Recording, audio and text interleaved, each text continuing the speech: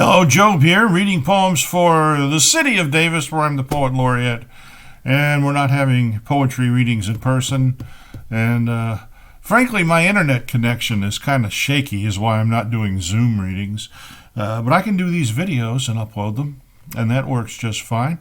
This week, some poems from a collection by Geoffrey Hill, the English poet, born in 1932, died in 2016. He taught at Oxford. Had many books of poems and books of essays. He was an important critic as well as a poet, and he was knighted. He's actually Sir Geoffrey Hill. And I'm going to be reading poems from his 1959 collection, The Fallen. And a lot of these are rhymed and metered. Some are rhymed and not metered, and some are have sort of odd rhymes in them. So we'll just go with this, all right? The first poem, fittingly enough, is Genesis. Section 1. Against the burly air I strode, where the tight ocean heaves its load, crying the miracles of God. And first I brought the sea to bear upon the dead weight of the land, and the waves flourished at my prayer, the rivers spawned their sand. And where the streams were salt and full, the tough, pig-headed salmon strove, curbing the ebb and the tide's pull, to reach the sandy hills above. Section 2. The second day I stood and saw the osprey plunge with triggered claw, feathering blood along the shore to lay the living sinew bare. And the third day I cried, beware. The soft-voiced owl, the ferret's smile, the hawk's deliberate stoop in air. Cold eyes and bodies hooped in steel, forever bent upon the kill. Section 3.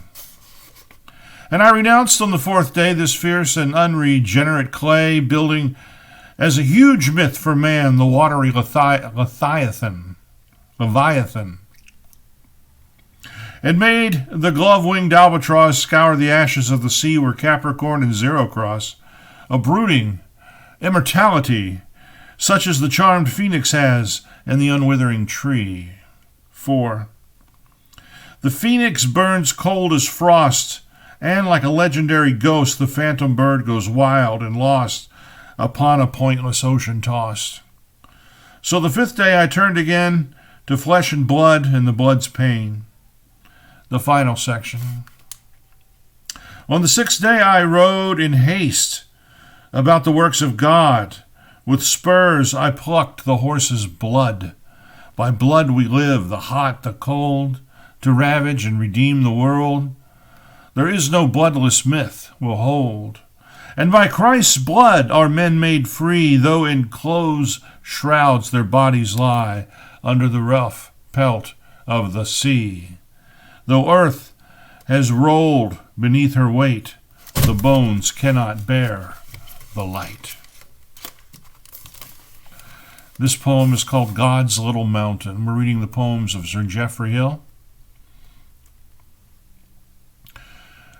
Below, the river scrambled like a goat dislodging stones. The mountain stamped its foot, shaking as if from a trance, and I was shut with wads of sound into a sudden quiet. I thought the thunder had unsettled heaven, all was so still, and yet the sky was cloven by flame that left the air cold and engraven. I waited for the word that was not given, pent up into a region of pure force, made subject to the pressure of the stars. I saw the angels lifted like pale straws.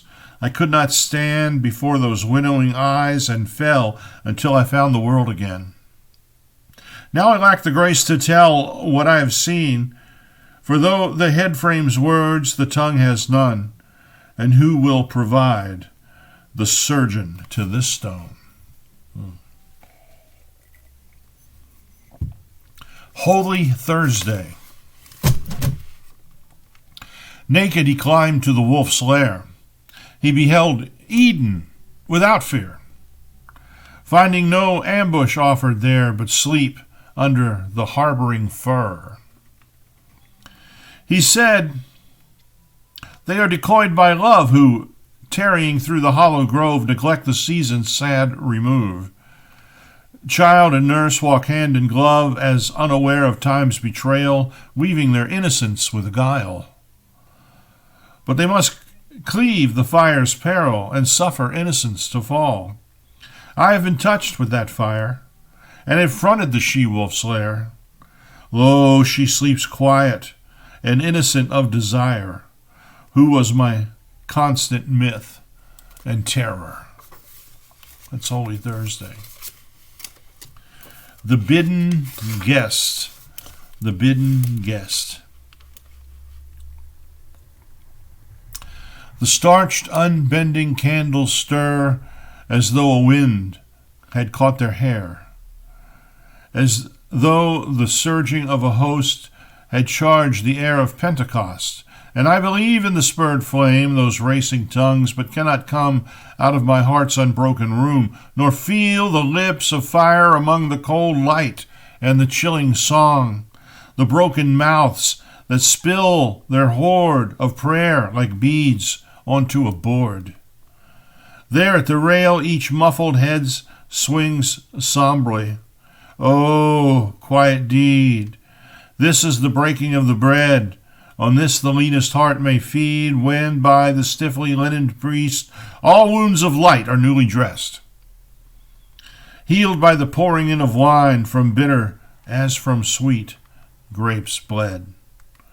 But one man lay beneath his vine, and waking found that it was dead, and so my heart has ceased to breathe, though there God's worm blunted its head and stayed.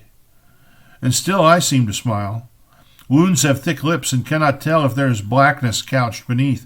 Yet there are wounds unquenched with oil, and blazing eyes that would compel evil to turn, though like a mole it dug blind alleys down the soil.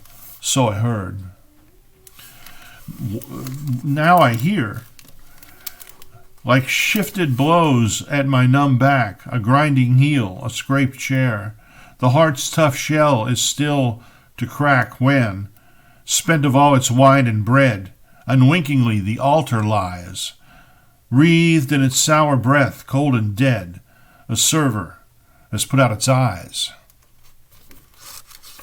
This poem is in memory of Jane Fraser. When snow like sheep lay in the fold, and winds went begging at each door, and the far hills were blue with cold, and a cold shroud lay on the moor, she kept the siege. And every day we watched her brooding over death like a strong bird above its prey. The room filled with the kettle's breath, damp curtains glued against the pane sealed time away. Her body froze as if to freeze us all, and chained creation to a stunned repose. She died before the world could stir. In March the ice unloosed the brook, and water ruffled the sun's hair. Dead cones upon the alder shook. That's alder, not altar. And we will close with The Distant Fury of Battle by Geoffrey Hill. Crass resurrects to mask, to strangle words glossed on stone, loped stone angel. But the dead maintain their ground, there's no getting round. Who in places vitally rest, named anonymous, who test alike the endurance of yews, laurels, moonshine, stone, all tissues, with whom under license and duress there are pacts made, if not peace. Union with the stone-wearing dead claims the born leader, the prepared leader, the devourers and all lean men. Some finally learn to begin. Some keep to the arrangement of love or similar trust, under whose auspices move most subjects, toward the prophets of this combine of doves and witnesses. Some, dug out of hotbeds, are brought bare, not past conceiving, but past care.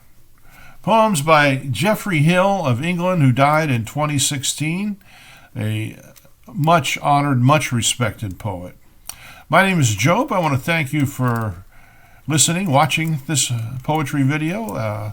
It'll be posted on Friday by evening time, and I'll do another one next week. Thank you. Please stay safe during this long pandemic.